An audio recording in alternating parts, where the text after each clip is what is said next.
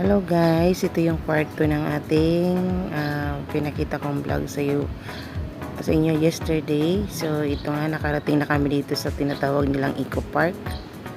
So yan, naglalakad kami dyan sa tulay. Matagal na namin gustong puntahan ito kaso natatakot kami dahil dun sa daanan namin merong aso. So ngayon naglakas loob kami kasi meron kaming isang kasama.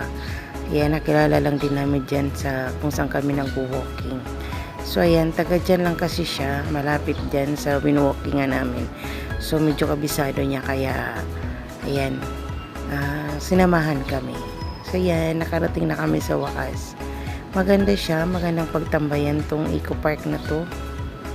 Ayan, nag-swing sila dyan. Ayan, tingnan nyo yung kasama namin ng isa, nag-swing. Yan nga lang, meron daw kalawang. Wala lang, nag-explore lang kami papunta